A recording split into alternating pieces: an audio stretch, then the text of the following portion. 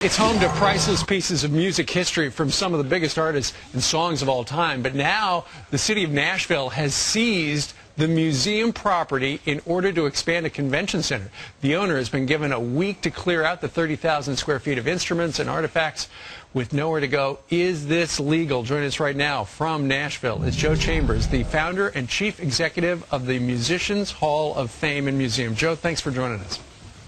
Thank you. So, Joe, it was just a couple of years ago you decided, hey, I found a good location to put my place. Did anybody tell you that we are thinking, from the city, that we're thinking about using that land where you eventually located for to expand the convention center? Did anybody tell you that?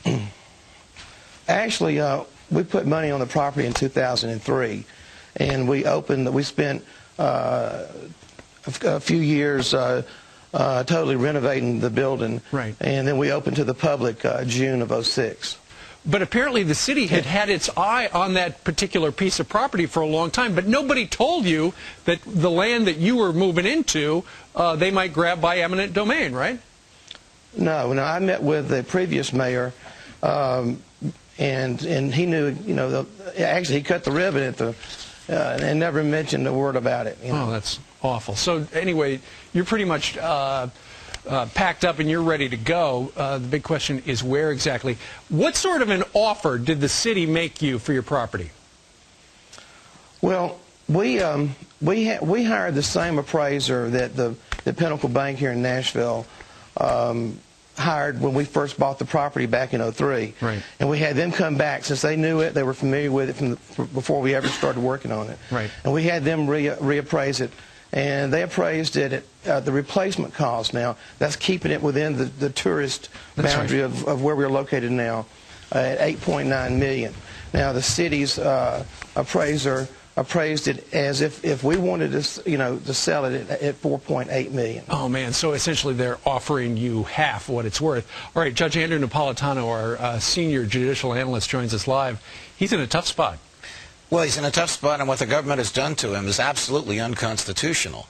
I mean, the federal law, never mind what a local Tennessee state judge wants to do, the federal law is the government has to pay you dollar for all your losses. Right. That means not only the loss of the dirt, the earth, not only the loss of the building, not only the loss of the contents, but the loss of the business and the cost to move your business to a new place. The replacement cost. What he's talking about, close to $9 million. They're only going to give him $4. He's getting half of what he should be getting. He should appeal it, or he should bring an action in federal court to stop this destruction of his private property rights. Joe, did you have any imagination, did you have any inclination that the local government could do that to you and your business?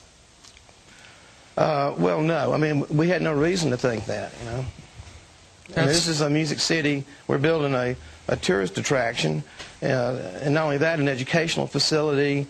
We taught guitar, sure, piano lessons, so forth.